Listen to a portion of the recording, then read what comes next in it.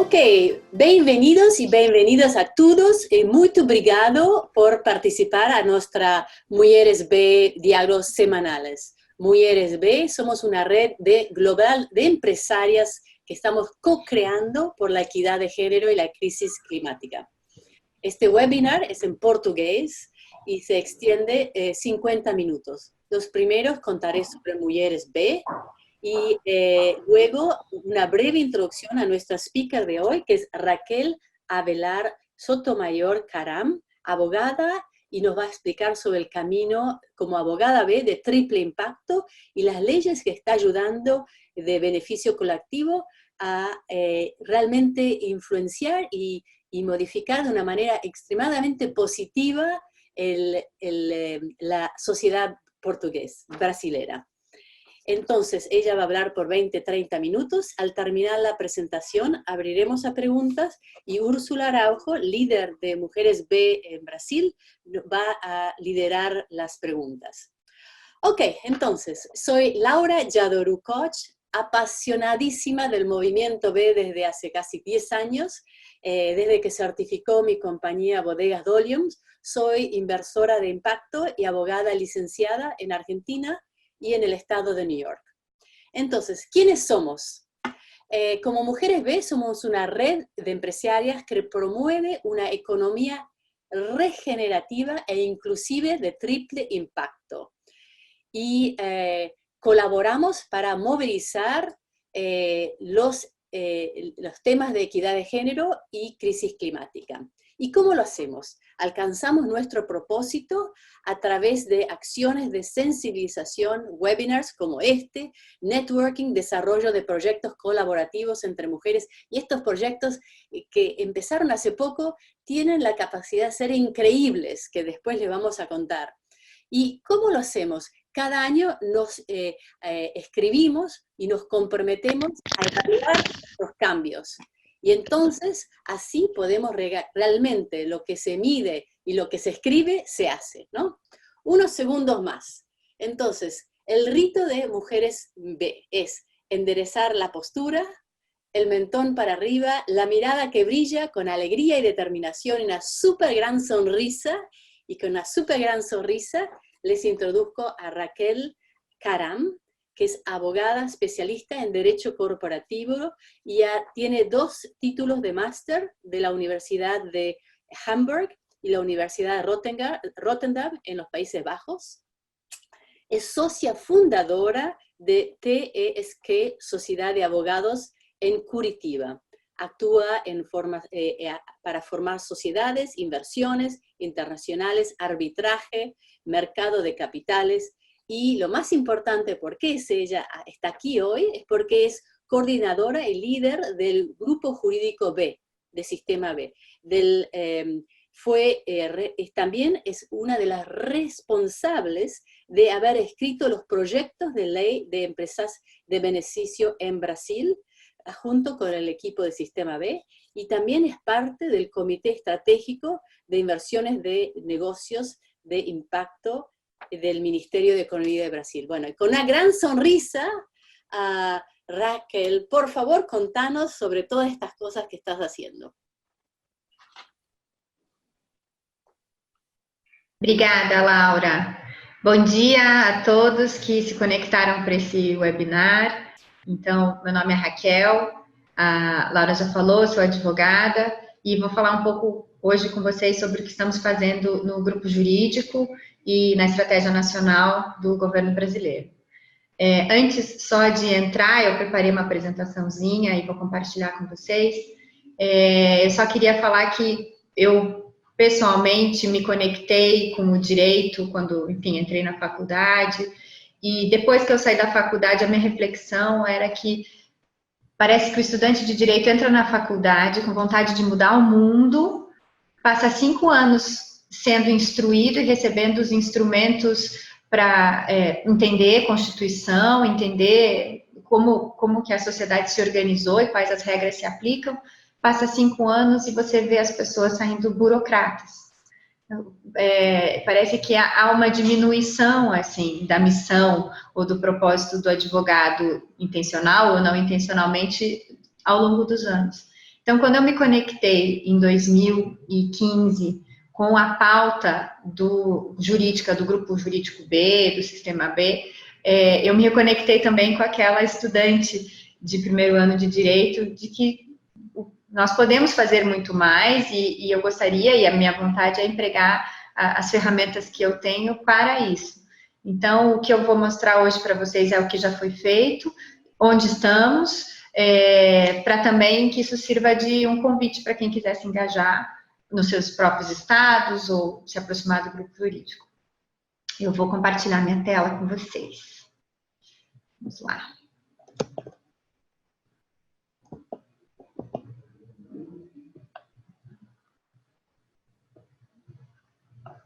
Então, estamos aqui hoje para o Diálogos. Dividi minha fala em 3 tópicos e vou procurar ficar dentro do tempo para a gente poder ter uma rodada de perguntas, né? Vou falar sobre o Grupo Jurídico B, que é o meu assunto favorito desse momento e já há alguns anos, dentro do Sistema B e o que a gente faz no governo. Daí vou falar um pouco do projeto, é um anteprojeto de lei que a gente propõe, que é a qualificação das empresas de benefício. E eu vou falar desses conceitos-chave que, no meu entendendo, eles podem ser aplicados em vários formatos, para várias questões, e é o que desafia a propor uma nova lógica para os negócios e propor uma nova lógica para olhar para a economia, para as empresas. E eu acho que isso a gente pode levar para várias questões dentro da própria das mulheres B. Então, o grupo jurídico. Dentro do Sistema B, nós somos uma comunidade temática. E aí a gente estuda as questões jurídicas dos negócios e investimentos de impacto. Inicialmente, bem no começo, quando a gente se constituiu, uma das nossas primeiras entregas foram as cláusulas B, que são as cláusulas que as empresas certificadas precisam adotar nos seus estatutos. Então, a gente precisou escrever essas cláusulas e dar uma redação homogênea entre os países. Como nós somos membros do movimento global, nós também estamos conectados com grupos de advogados grupos jurídicos B de outros sistemas B e do BILAB, e também a gente acompanha a atuação de outros órgãos internacionais, como a ESELA na Europa e outros institutos, Gruning em Nova York, estamos também próximos do Instituto no Canadá. Então, nós temos uma atuação muito local, no sentido de influência de lei aqui, mas a gente acompanha e procura manter uma homogeneidade de conceitos e de entendimento com o movimento global inteiro, tá? O que a gente acompanha? Já existe nos Estados Unidos as Benefit Corporations, e a lei modelo foi a que foi sendo adaptada e utilizada por outros países. Acompanhamos essa movimentação na Itália, acompanhamos na Colômbia, acompanhamos na Argentina e nos debates que estão acontecendo em mais de 15 países. É um grupo muito interessante de pessoas, de advogados, e nós já fizemos 2 encontros internacionais. O primeiro foi em Lima, em 2017, o segundo foi em Puerto Varas, em 2018. Esse ano nós fizemos uma pequena reunião no encontro de Mendoza, e o ano que vem eu tenho o enorme prazer de falar para vocês que o Encontro Internacional dos Advogados B vai ser em Curitiba, em setembro. E a gente já vai falar mais sobre isso. Então, no Brasil, o nosso objetivo sempre foi contribuir para o aperfeiçoamento do ambiente jurídico, do ecossistema das empresas de impacto, dos negócios com propósito. E, como eu disse, a gente começou ali 2013, 2014, muito voltado para a redação de cláusulas, um debate se o melhor caminho para o Brasil seria autorregulamentação ou regulamentação, acompanhando as leis que estavam sendo discutidas nos Estados Unidos. Aí, em 2015, a gente fez um workshop com as empresas B, foi muito bacana, a gente solucionou dúvidas. Em 2016, a gente já tomou conhecimento do projeto de lei que estava em trâmite no Senado, que, na verdade, desvirtuava alguns conceitos, então nós fomos ao Senado conversar com o gabinete desse senador. O projeto no momento está arquivado, mas foi uma das coisas que acelerou a redação do nosso projeto de lei, para que a gente colocasse o quanto antes o entendimento do ecossistema sobre qual seria a melhor solução para o Brasil. A gente participou de audiências na B3, na Bovespa, em 2016. Em 2017, a gente já estava com um maior engajamento. A gente teve uma parceria com o FOMIN nessa época, e no fim de 2017 a gente respondeu formalmente uma audiência pública do Ministério do Desenvolvimento, Indústria e Comércio, na época, sobre a estratégia nacional. Então, a estratégia nacional para os negócios e investimentos de impacto, ela nasceu numa articulação da Força Tarefa, junto com o ICE. Nós contribuímos na audiência pública e fomos convidados a compor o comitê responsável para implementar essa estratégia. Então, em 2018 começaram as atividades da estratégia nacional, e nós fomos eleitos líderes do eixo 4, que é o eixo responsável pela promoção do ambiente institucional normativo favorável, justamente porque a nossa contribuição ela estava voltada para a questão normativa. E essa pauta tomou conta, assim, ao institucionalizar dentro de uma estratégia nacional a promoção do ambiente normativo favorável, o nosso grupo jurídico se dedicou praticamente o ano inteiro, 2018 e 2019, a essa pauta que cresceu exponencialmente. Então, 2019, o decreto que tinha criado a estratégia nacional, ele foi revogado pela atual administração, e nós trabalhamos para reeditá-lo, conseguimos, então ele foi reeditado em agosto. A estratégia nacional se desdobrou em estratégias estaduais, então Rio Grande do Norte tem uma estratégia estadual, Rio de Janeiro tem uma estratégia estadual hoje, a gente conversa com o Ceará, Minas Gerais tem um projeto que está em trâmite, foi proposto há 2 semanas, Bahia está escrevendo uma, então assim, a gente também desceu um nível na capilarização, digamos assim, dessa estratégia. A gente participa do Lab da CVM sobre novos instrumentos de investimento. Nós tivemos esse ano, com a B3, uma receptividade de incluir o B-Impact Assessment como um dos itens do EASY, que é o Índice de Sustentabilidade Empresarial. Então, hoje, o B-Impact Assessment faz parte do EASY. A gente teve várias reuniões na Receita Federal, na COSIT, sobre entendimentos tributários, que, na nossa opinião, precisam ser esclarecidos. E nós estamos fazendo hoje, vamos entregar em junho do ano que vem, um mapeamento das necessidades jurídicas do ecossistema. Isso está sendo feito em parceria com o ICE, aqui no Brasil, e a nossa ideia é fazer um mapeamento e traçar já, desde logo, alternativas para os negócios de impacto, de forma a facilitar e a implementar cada vez mais uma nova forma de fazer negócio em que olhe o sucesso a partir do impacto positivo, né? Então, brevemente, eu só vou deixar esses dados aqui para quem quiser. A Estratégia Nacional foi criada por um decreto em 2017 e recriada por um outro em 2019. Então, a Estratégia Nacional ela é uma política de Estado, não é de governo, ela tem prazo de 10 anos para ser implementada. E ela está focada na entrega de 4 objetivos: aumentar a oferta de capital, aumentar a quantidade de negócios de impacto, fortalecer as organizações intermediárias, são as aceleradoras, as incubadoras, e promover o ambiente institucional normativo favorável. Então, nós estamos no 4º eixo, responsáveis por isso. O comitê é grande, ele é formado por 27 organizações, e o Sistema B integra esse, e nós estamos lá representando o movimento. Dentro do nosso grupo de trabalho, só para também vocês terem essa informação e ver se alguma delas especificamente interessa aos negócios de vocês, dentro do grupo de trabalho 4, existem subgrupos. O primeiro subgrupo é o da qualificação societária das empresas de benefício, e nós tocamos essa pauta. O segundo é a implementação de contratos de impacto social no Brasil. Existe um projeto de lei, é o 338, de 2018, no Senado. A Citaui é a líder desse subgrupo, trabalha conosco nessa frente, e o contrato de impacto social é um contrato com a administração pública, que é remunerado mediante a mensuração do impacto. Então, o pagamento está vinculado ao impacto. E pode ter um financiador para essas iniciativas. Então, esse é um projeto de lei que a gente acompanha no âmbito do GT4 da Estratégia Nacional.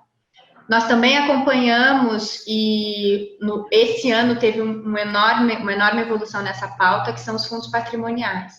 O IDES lidera esse subgrupo conosco, e os fundos patrimoniais foram criados a partir de uma medida provisória depois do incêndio do Museu Nacional do Rio de Janeiro. E a medida provisória foi convertida em lei, e a Lei 13.800, ela é de 4 de janeiro de 2019. Então, a gente passou esse ano inteiro conversando sobre a regulamentação dessa lei e sobre implicações fiscais, de forma que as associações gestoras de fundos patrimoniais, que serão, por natureza, sem fins lucrativos, não percam imunidades e isenções ao aplicar o recurso do fundo patrimonial no mercado, enfim, ao gerir esse recurso. Nós temos também um parecer sobre investimentos em negócios de impacto por organizações da sociedade civil sem fins lucrativos. Essa é uma das nossas pautas com a Receita Federal. A criação das políticas estaduais, que eu comentei com vocês, foi um dos nossos principais trabalhos ao longo desse ano. E uma outra pauta muito interessante que aconteceu esse ano foi compras públicas. Então, o Ministério do Planejamento, Desenvolvimento e Gestão tem dentro dele um departamento que é a Secretaria de Gestão, e lá dentro tem um grupo de pessoas pensando governança de compras públicas. E eles estavam trabalhando num decreto para isso, que eles nos deram a oportunidade de revisar, e a gente pôde incluir dentro desse decreto negócios de impacto. Então, foi também, ele vai ser publicado ainda antes do fim do ano, posso circular a todos vocês, mas ele também é uma mudança de ponteiro muito interessante para nós na promoção desse ambiente favorável. E, em termos mais gerais, qual que é essa evolução sistêmica que está sendo proposta? A primeira pergunta é qual é o melhor interesse de uma companhia, né? E, historicamente, foi maximizar o lucro do acionista, que é o Shareholder Maximization Value, né? Então, a empresa ela só existe para isso. O que é uma redução absurda do que uma empresa pode fazer, né? Como engrenagem da economia. E qual é a evolução? Qual é o novo ângulo proposto? É o valor para o stakeholder, que é todas as partes envolvidas, a partir de uma nova governança adotada tanto pelas empresas quanto pelos investidores. Então, a visão deixa de ser reducionista do lucro da última linha do balanço e passa a ser do todo da empresa. E é dentro dessa proposta que está o nosso projeto de lei. E a preocupação entre certificação e projeto de lei e qual é a função das empresas, eu acho que é interessante trazer que mesmo que uma empresa não seja B-certificada, ela pode se comportar como sendo uma empresa B e ela pode utilizar a métrica do B-Impact Assessment, gratuito, online, confidencial, etc. Então, esse também é um desafio que se coloca. Nós temos que apoiar essas empresas, fazer essa provocação e convidá-las a repensar os seus negócios, né? Isso tudo traz dentro de um pacote que a gente chama de governança de impacto, essa infraestrutura jurídica. Então, nos Estados Unidos, as Benefit Corporations tiveram esse propósito, foi muito claro. Essa lei já está aprovada em 37 estados dos Estados Unidos, porque a competência lá é estadual. Já existem mais de 10 mil empresas que adotaram a qualificação. Mais de 15 países estão tramitando e 4 já adotaram para si esse novo formato, né? A gente também trabalha com os órgãos reguladores do mercado, como eu falei, B3, CVM, para dar outras ferramentas para que essa governança de impacto também alcance os investimentos e gere mais incentivo, né, para que as empresas adotem. Eu acho interessante trazer o alvo dessa política pública, porque a gente está falando de qualificação dos tipos societários que existem. Então, é uma limitada, uma SA, e ela vai ser uma limitada de benefício, uma sociedade anônima de benefício. E a quem que faz sentido usar isso? E aí, esse quadro, ele foi adaptado do Mission Alignment, do Task Force do G8, que foi publicado em 2014, mas é usado por todos os países que estão trabalhando em legislações dessa natureza, porque a gente tem aqui, num eixo, o nível de compromisso com a geração de impacto, e no outro, o nível de compromisso com a distribuição de lucro. Que, se a gente está falando de organizações sem fins lucrativos, que está ali na primeira coluna, a gente não está falando de empresa de benefício. A gente só vai estar falando de empresa de benefício quando há distribuição do lucro, que é no outro aqui, no fim dessa aqui, né? Dessa coluna, na última coluna. E mesmo assim podem haver níveis de compromisso com a geração de impacto. Então, tem o modelo Yunus, tem o negócio de impacto que tem a sua solução como produto final, e tem o negócio de impacto que busca o impacto na cadeia. E nesses três, é para esses três que a gente olha quando fala da política pública, tá? Acho que esse é um esclarecimento bem importante para entenderem do que a gente está falando. E por que foi proposta uma qualificação de empresa de benefício dentro do Brasil? Primeiro porque hoje, cada um que fala negócio de impacto, fala do seu conceito do que é o negócio de impacto. Então, aos poucos, há um risco de esvaziamento do conceito. Se cada um que fala o que individualmente entende, esse não é um conceito que é identificado pelo direito, pelos contratos, pelas empresas. E a gente precisa inserir esse conceito. Então, a gente quer prevenir o esvaziamento dele e inserir um entendimento. A gente diminui os riscos com isso. E há uma urgência para que isso aconteça a partir do movimento que participa dos negócios de impacto, para que ele não venha de fora. De fora no sentido de uma teoria ou de equívocos, ou de tentativas de reproduzir ipsis literis o que está sendo feito em outras jurisdições, que foi o que a gente viu no caso daquele projeto de lei de 2015. Na medida em que você inclui, então o direito vai falar, ok, existe o negócio que quer promover o impacto positivo tanto quanto o lucro, né? Ele está na mesma balança. A gente diminui o risco disso, porque hoje não tem diferença nenhuma. Qual é a diferença hoje, juridicamente, de uma empresa que não é de impacto para uma que é? Juridicamente, nenhuma. Elas são iguais.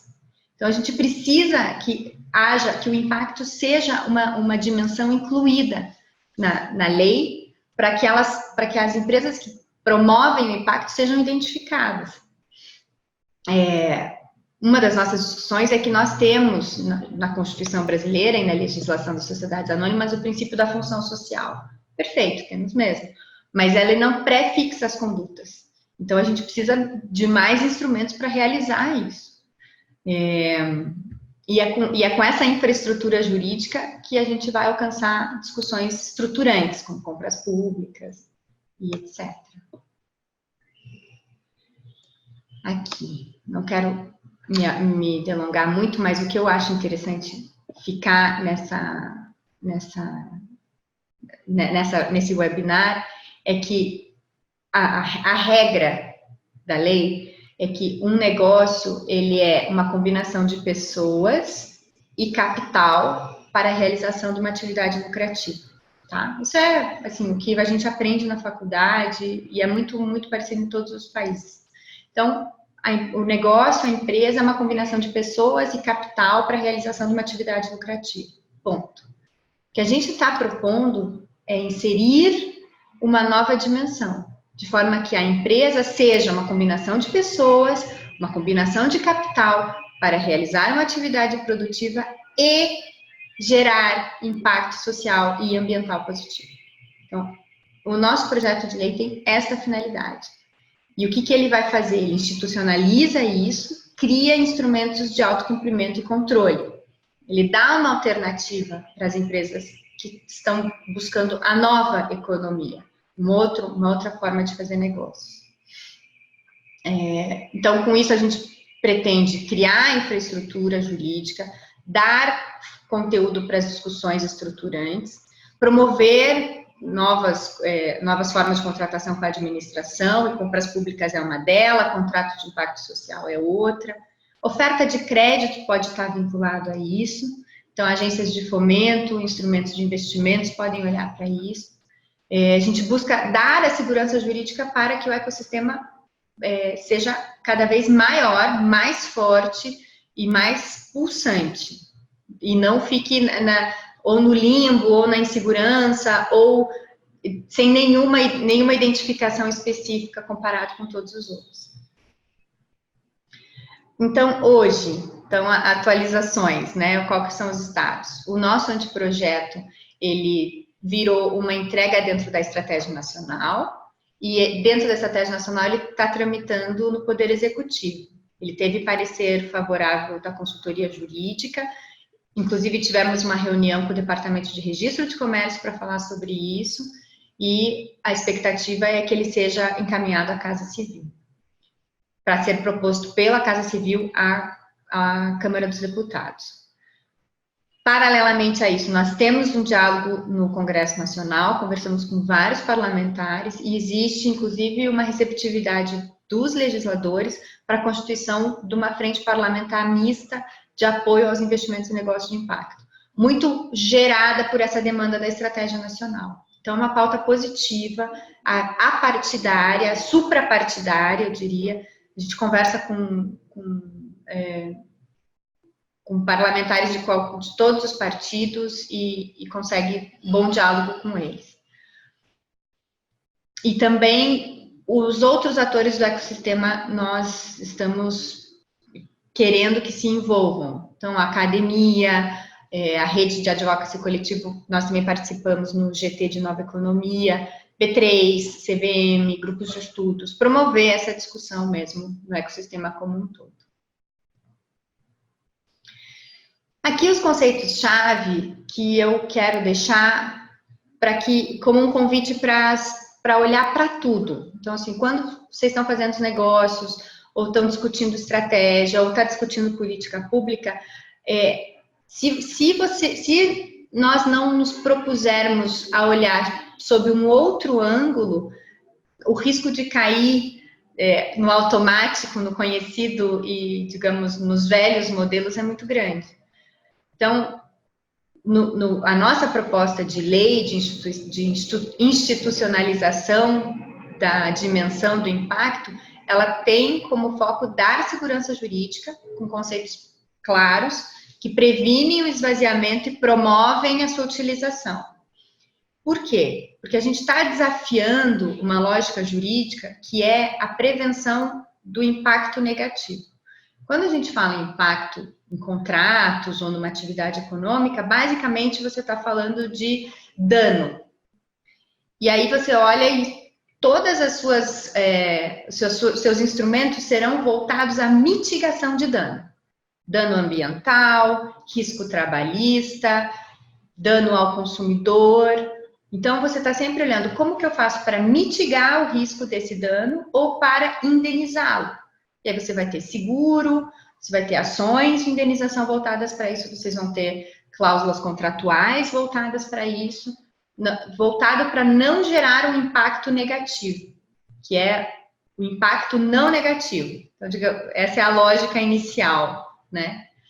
O que a gente está propondo é um impacto positivo. O 0 a 0 não é ok. Então, você só não está gerando impacto negativo. Esse é o 0 a 0. O 0 a 0 não é ok. O 0 a 0 não é negócio de impacto e ele não está se provando o melhor modelo para o desenvolvimento do nosso país. Fato. Então, ele tem que ser saldo positivo. E aí eu não estou falando em mitigar risco, eu estou falando em promover políticas, promover bem-estar, promover preservação ambiental, regeneração.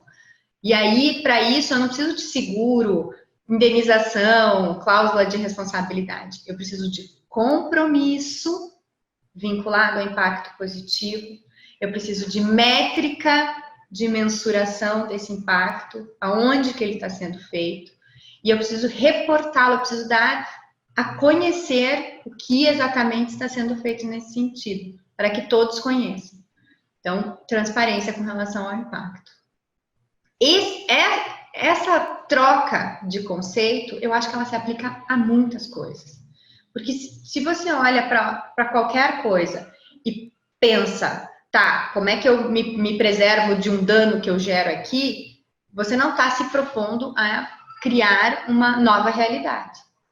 Então, esse é o desafio da lógica, o novo desafio da lógica jurídica que nós estamos propondo para os negócios de impacto, né, nas discussões legislativas, nas discussões de autorregulamentação, nas discussões de compras públicas e todas elas.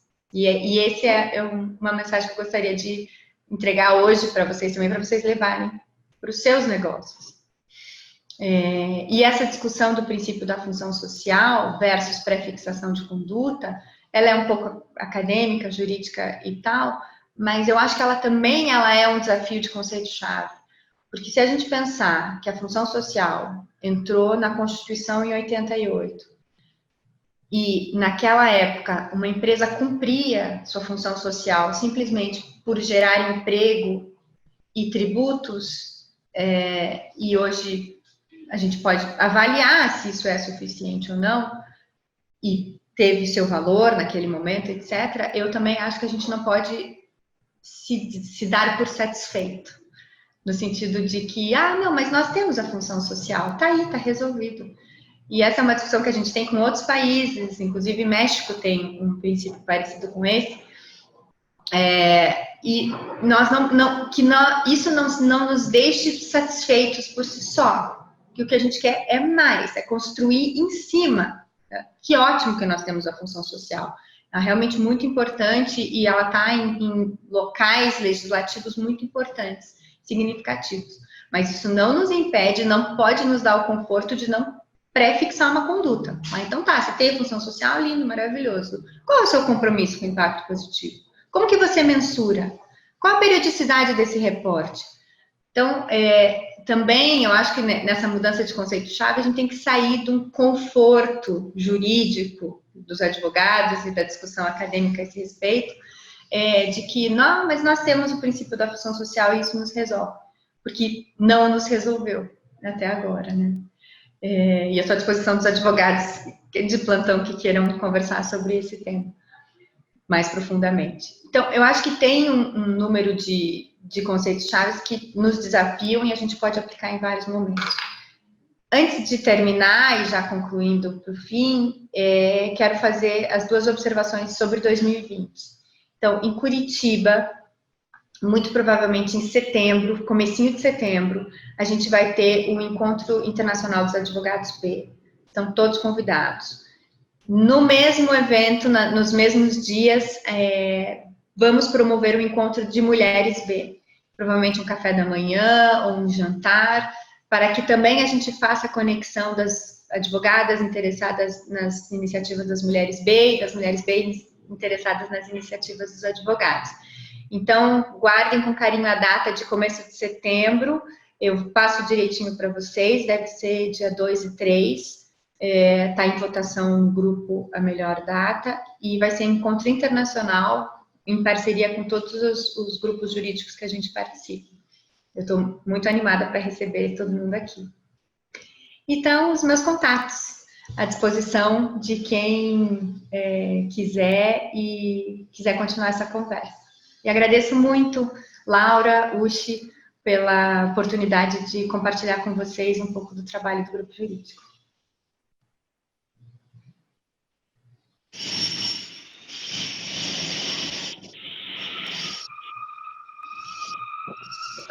Uchi, estás en la línea ya.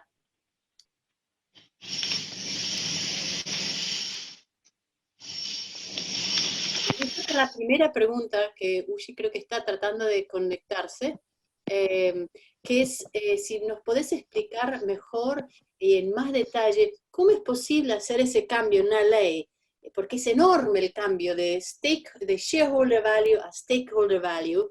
¿Y cómo es posible? Porque ha sido muy clara en toda la presentación, pero las partes prácticas, ¿cómo se manifiesta esto en la realidad? Porque una ley es fabulosa, es increíble, es clara, pero ¿cómo se va a manifestar en manera práctica en Brasil, ¿no? Con la realidad brasileña de hoy. Excelente pergunta, Laura. E na verdade, é uma das coisas que eu gosto de explicar também. Então, na lei, a gente está propondo os 3 elementos a serem inseridos num estatuto ou num contrato social, que é o objeto social vinculado ao impacto positivo e instrumentos da administração vinculada a esse impacto. E a gente já dá 3 instrumentos de administração. Então, quando eu falo de governança de impacto, na verdade, eu estou falando desses instrumentos, que são um diretor de impacto. Então, tem que ter um cargo de diretor obrigado com a competência de olhar para o impacto, um comitê de stakeholder. Então, a empresa tem que compor o grupo dos seus afetados, o grupo das suas partes interessadas, para um comitê consultivo, para que eles comecem a entender e trocar, olhando para a promoção do impacto positivo. Numa companhia ainda maior, a gente escalonou, né? Porque, óbvio, existem empresas de vários tamanhos. Mas para uma empresa ainda maior, a gente está propondo a chamada coparticipação, que é o comitê de stakeholder indicar um membro do conselho de administração. É um modelo inspirado no modelo alemão de coparticipação. Na Alemanha, empregados têm um representante obrigatoriamente no comitê de administração. Então, a gente está ampliando a coparticipação alemã para que os stakeholders possam indicar um membro do conselho de administração. Esse é o nosso terceiro instrumento de governança. E mais, junto com a aprovação de contas anual, que a cada ano fecha-se o balanço e tem que aprovar as contas, aprova-se também o relatório de impacto.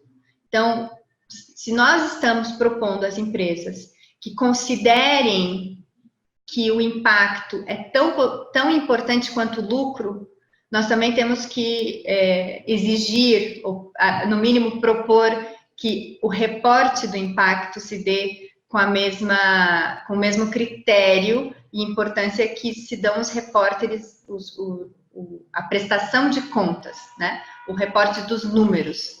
Então, nós estamos incluindo isso também. E isso vai aterrissar tudo que está na lei para a realidade daquela empresa. E individualmente, na medida em que cada uma delas consiga implementar e utilizar esses instrumentos, a gente entende que vai estar promovendo uma nova forma desses negócios, um novo conceito de sucesso nos negócios.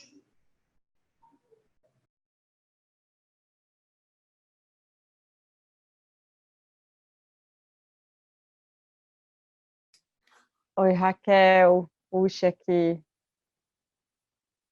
Deixa eu ligar minha câmera. Tudo bom, querida? Tudo bom, e você? Tudo bem também. Estou vendo aqui Cecília, Inês, Luana, Marília, Valéria, Ana Lúcia. Oi, queridas. Estou vendo todas vocês daqui. Estou vendo já milhões de perguntas. Laura estava tentando conciliar algumas coisas aqui. Algumas perguntas. Raquel, você vai compartilhar esse material com a gente depois, né? Com certeza. Tá, é de vocês. Boa. Só para a gente depois criar até isso dentro do nosso drive aqui de Mulheres B, a gente colocar esse conteúdo dos encontros. Gente, eu estou vendo algumas perguntas aqui, eu entrei bem rapidinho. Laura, eu não sei se você que coordenou e organizou as perguntas quer fazer, por mim está tudo bem. Acho que tem muita curiosidade aqui para entender sobre tanto o tipo de reporte que se faz, né, sendo uma empresa, uma empresa de benefício, se já existe um modelo padrão ou se existe pelo menos alguma boa referência para a gente, e eu acho que essa é uma pergunta super ampla. Eu mesma que trabalho um pouco com isso, fico com dificuldade de dizer que exista um modelo padrão, acho que informações padrões devem existir. mas vou deixar essa pergunta para você, Raquel. E o que mais? Com relação a engajamento também de outros advogados ou outros escritórios, Raquel, como é que está isso para a comunidade? Como é que vocês estão fazendo esse movimento? Ótimo. Então, começando pela primeira pergunta. O reporte de impacto, ele não vai ter um modelo, tá? Então, a gente não tem, e a nossa preocupação, nesse caso, é não onerar excessivamente a empresa, com uma auditoria ou com alguma coisa que seja desproporcional ou muito custosa. Digamos que o mínimo ou o básico dentro do movimento, quando a gente responde essa pergunta, é a mensuração de impacto B. Então, quando a gente está falando de ter ao menos um reporte, a gente está falando de ter, no mínimo, a mensuração do impacto B. Dependendo da atividade da empresa, ela pode encontrar uma forma de mensurar mais especificamente. Por exemplo, uma empresa de educação pode ter média do Enem vinculado ao seu reporte, pode encontrar na sua atividade uma métrica do impacto. Mas a gente parte da mensuração de impacto B, por ser online, por ser gratuita, e por ser conhecida e abranger cinco elementos que entendemos que são importantes, mas não sem prejuízo da própria empresa criar métricas e o seu diretor de impacto, com o seu comitê de stakeholders, está desenvolvendo isso. O importante é que a administração, ao reportar os números, não reporte só números. Ele reporte números, meio ambiente e sociedade. Né? O importante é isso. Então, nós não temos um modelo padrão fora o B-Impact Assessment. Sobre engajamento de advogados.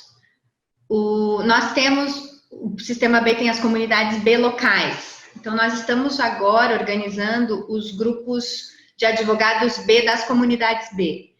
Porque eu acho que existe um grande pedaço desse trabalho que é feito localmente, com estratégias estaduais e etc., que o grupo jurídico não consegue estar em todos. Então, a gente tem que usar a capilaridade do próprio movimento B. Então, se você está numa cidade em que tem uma comunidade B local, o primeiro passo, eu diria, é você constituir dentro da sua comunidade B local um grupo de advogados. E aí esse grupo de advogados vai poder se conectar com o grupo jurídico e a gente vai poder trocar e harmonizar as informações, os conceitos, as estratégias, etc. Todos estão convidados para o nosso evento ano que vem. E se você quiser fazer mais, além do que do que você consegue fazer na comunidade B local, pode entrar em contato comigo, com qualquer pessoa do grupo jurídico B, e ver como você pode se engajar. Nos últimos 2 anos, a gente se dedicou muito à estratégia nacional. E eu acho que faltou um pouco da nossa organização interna, até somos todos voluntários, somos 11 membros, uma forma de receber mais os integrantes. A gente está olhando para isso, para o ano que vem, e junto com as comunidades B locais também.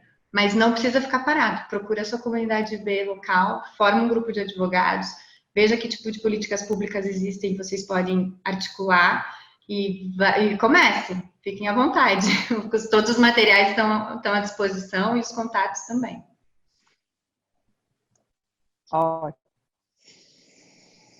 Ótimo, querida, obrigada. Ótimas informações. Tô vendo... desculpa, eu só acabei de ler uma pergunta da Marília. Marília foi na nossa reunião aberta. Marília. Como ficou? Tudo bom?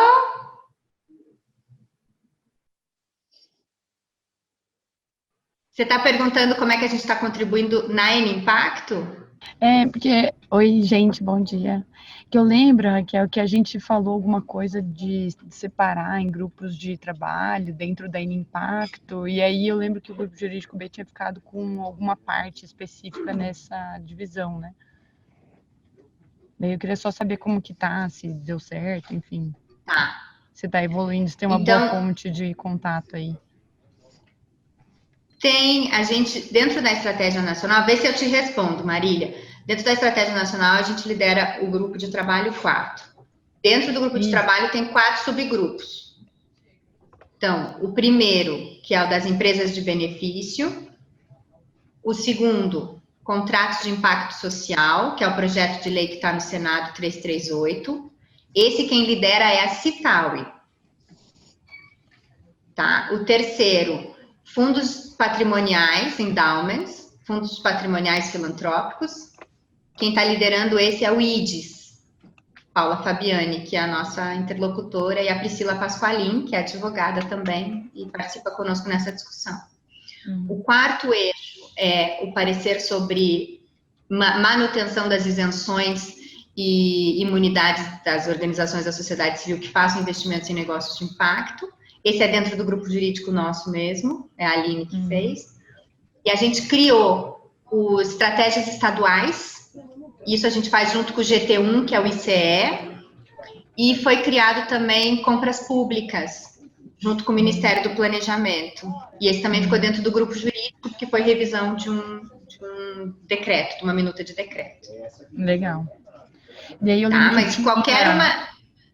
Se você tiver interesse, qualquer pessoa que tenha interesse sobre alguma dessas pautas específicas, contratos de impacto social, endowments, ou a questão de manutenção de imunidades e isenções, eu posso conectar direto com os líderes desses subgrupos. Legal. Eu lembro que tinha também uma criação de, tipo, como se fosse um hub lá em Brasília para verificar questões de direitos fundamentais, políticas públicas voltadas a direitos fundamentais. Eu não sei se evoluiu esse assunto também. Evoluiu. Esse é a RAC, Rede de Advocacy Coletivo. Tá? Lá esse é o que mais me dentro... então, dentro da RAC, a gente está liderando o grupo de trabalho da nova economia. Só que aí as coisas se fundem, né? O que a gente faz para a RAC na nova economia, na verdade, é o que a gente faz na estratégia nacional. Sim. Mas eles têm dentro da RAC um grupo de direitos humanos, que é bem bacana, se você quiser dá para conectar, e outras pautas que eles têm lá, ambiental, direitos humanos, nova economia, acho que tem mais uma, não estou lembrando agora. Mas eu posso te mandar, e o contato é a Gláucia, e eles também precisam de gente para ajudar. Legal. E é bem interessante. Legal. Super obrigada pelos esclarecimentos. Imagina. Tem mais alguma? Deixa eu ver se eu vou olhar essas perguntas aqui.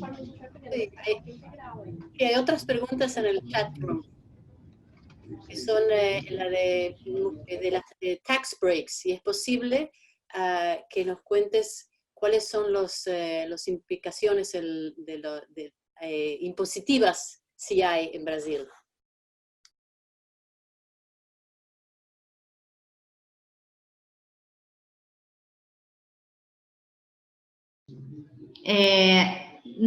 Nós, como grupo jurídico, como Sistema B, nós não...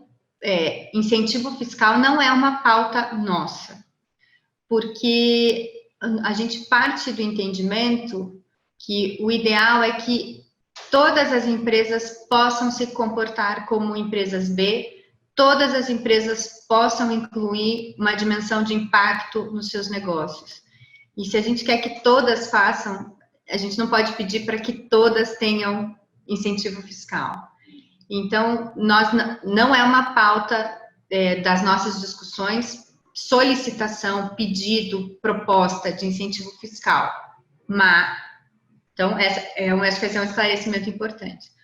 O que a gente entende que existe de benefício e que pode ter uma otimização fiscal é que, ao identificar o negócio de impacto, a empresa de benefício, juridicamente, custos que ela tem na realização do impacto passam a ser custos operacionais.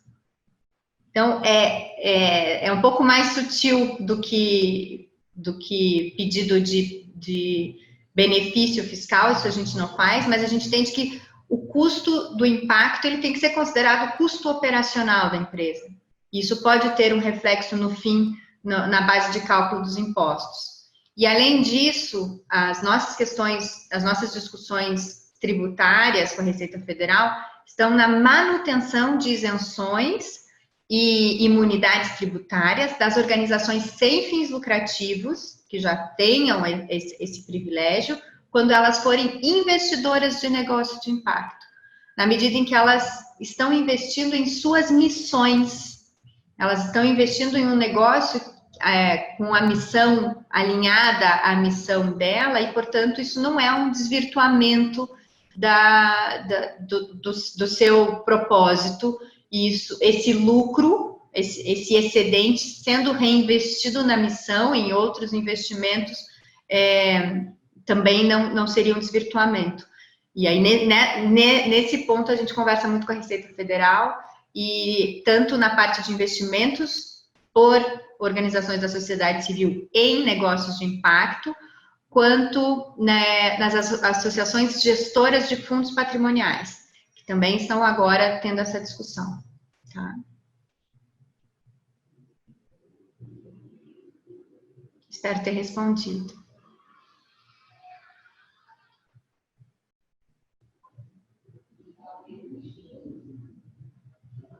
¿Ficou mais alguma sem responder? Deixa eu ver. Entonces, acá hay una pregunta muy... el único país en el mundo que ha, perdón, en Latinoamérica que ha aprobado reciente la ley BIC es Colombia. Pero hace muchos años que todos los países latinoamericanos están buscando esta ley. ¿Por qué esta dificultad en pasar esta ley? Porque lo que me llama la atención es que en Estados Unidos hay casi 37 estados que han aprobado esta ley, y de los cuales 14 o 15 han unánimemente han aprobado la ley en unos meses. ¿Qué es lo que está parando este movimiento de manera más activa? Si hay una respuesta, ¿no? Ótima pergunta também. Colômbia passou a lei e está aprovada na Colômbia, é o único país da América Latina. Os demais, em comparação aos Estados Unidos, eu acho que a primeira dificuldade está na competência. Porque nos Estados Unidos a lei é estadual. Então, ela tem um trâmite legislativo estadual, com Câmara e ambiente de discussão muito menor. Em toda a América Latina, e assim foi também na Itália, a competência é federal. Então, nós temos todos os passos inerentes a um processo legislativo federal que terão que ser vencidos.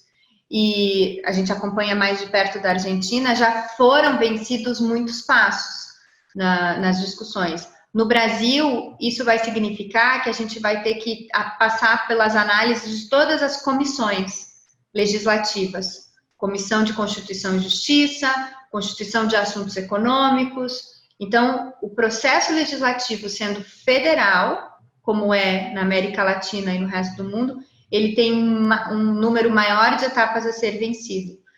Muito diferente dos Estados Unidos, que ao dar a competência estadual para a formatação de estruturas societárias, ele diversificou e fez esse procedimento muito mais rápido mesmo.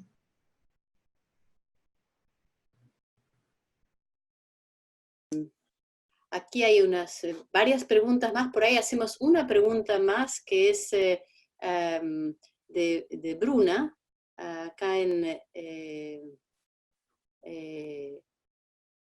por eso no puede hablar, ok, entonces es en portugués, ferias, mi portugués no es muy bien, ¿no? Pero es de Bruna FRH, no sé si la puedes leer.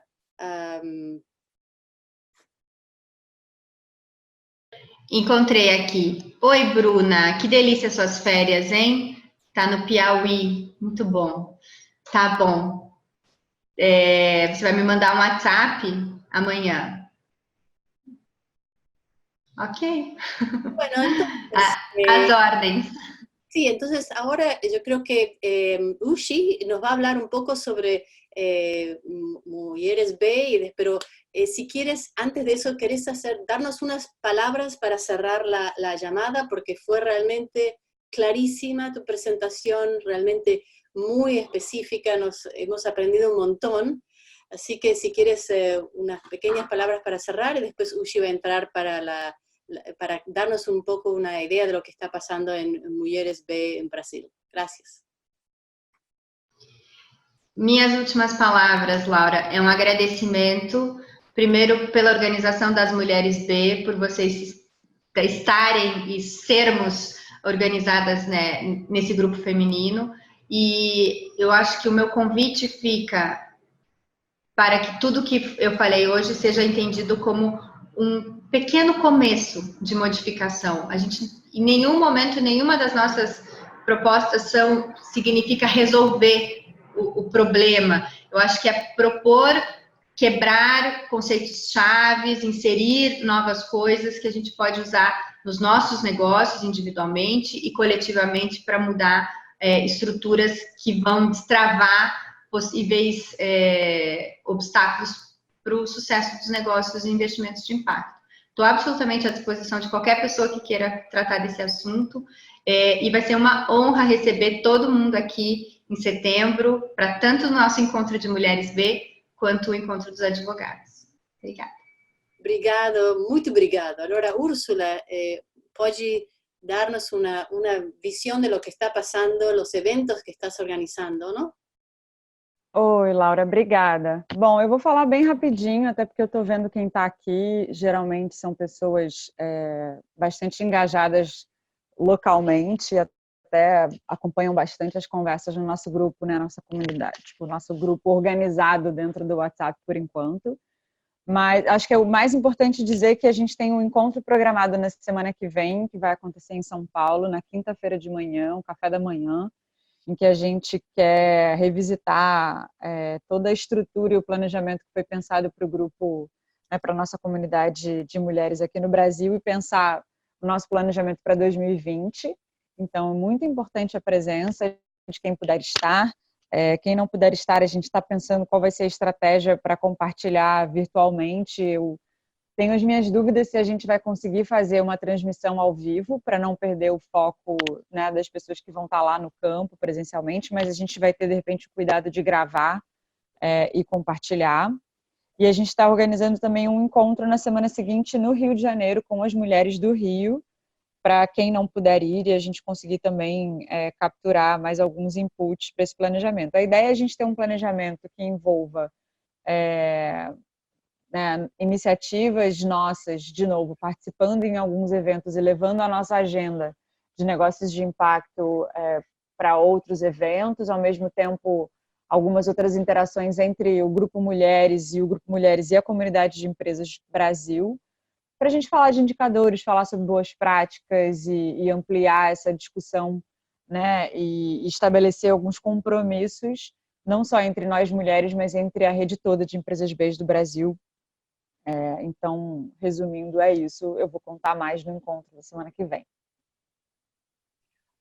Ushi, muito obrigado por tudo o que estás haciendo en Brasil, que es fabuloso. Muchísimas gracias. Entonces, las próximas B-Women o Mujeres B diálogos, es actually Ushi, va a ser nuestra expositora el 26 de noviembre sobre World Café como preparación para los dos eventos en San Paulo y en Río, para que todas las mujeres estén bien involucradas en lo que significa los diálogos de liderazgo de World Café y cómo podemos llegar a hacer cambios profundos.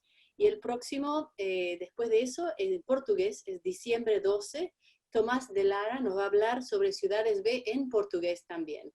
Y con esto quiero terminar, pero quiero recordarles lo tan importante que es nuestra rito de movimiento B, que es poner las espaldas para atrás, el mentón para arriba, que los ojos brillen y que tengan mucha iluminación para realmente contagiar la alegría que tenemos para hacer cambios en nuestro mundo, y una súper sonrisa, y con eso les dejo. Gracias a Raquel por la increíble presentación que nos diste, clarísima y muy simple, con estos temas tan complicados y que son tan importantes para crear cambios profundos en nuestra sociedad y en Brasil. Y Ushi, de nuevo, muchísimas gracias por el increíble, inmenso trabajo que estás haciendo por los últimos años para poner a todas las mujeres en Brasil, que son como casi 140 mujeres empresarias que están tratando de implementar el tema de la regeneratividad e inclusividad de triple impacto en Brasil. Muchas gracias. Obrigada, Laura. Obrigada a você também, Milagros, pela organização dessa call. E temos muito o que fazer ainda pela frente. Fico feliz que a gente está gerando esse pulso de interação cada vez mais entre nós. Obrigada. Bom restinho de semana para vocês. Gracias.